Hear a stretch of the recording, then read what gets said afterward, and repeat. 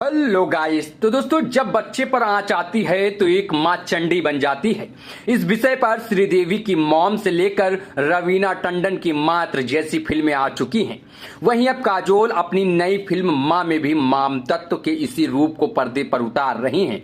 अंतर यह है कि माम और मात्र जहां रिवेंज ड्रामा थी, माँ हॉरर और जानर की फिल्म है, जिसमें एक माँ अपनी बच्ची की दायित्व यानी कि राक्षस के चंगुल से बचाने के लिए एड़ी चोटी का जोड़ लगा देती। बात करें माँ मूवी की कहानी की, दोस्तों इसकी कहानी कोलकाता के चंदरपुर से शुरू होती है, जहां माँ काली की पूजा के बीच एक माँ प्रसव पीड़ा से गुजर रही होती है। माहौल में टेंशन है क्योंकि इस परिवार में जन्मी बेटियों को जंगल ले जाकर दायित्व यानी कि राक्षस के सामने कुर्बानी देने की प्रथा चलती रहती है।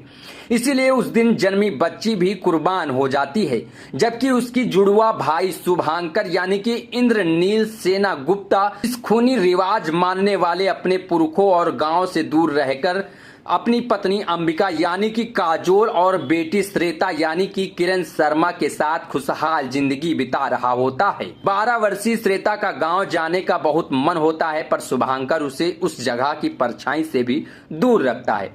यहाँ तक कि पिता के गुजरने पर भी वह अकेला गांव जाता है। सरपंच जयदेव यानी कि रोनित राय की मदद से वहां का घर बेचकर सारे कनेक्शन खत्म कर देता है, मगर दायित्व के जाल से वह नहीं बच पाता है और अपनी जान गंवा देता है।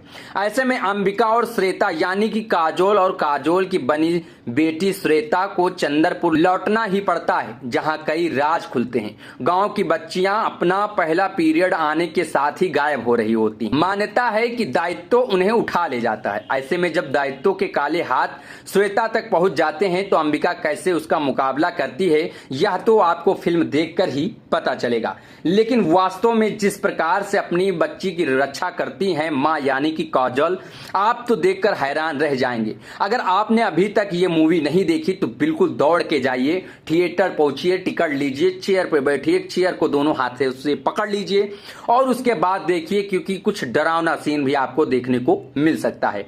फिलहाल के लिए इस वीडियो में इतना ही। मिलते हैं अगले नेक्स्ट वीडियो में। जय हिंद, जय भारत दोस्तों।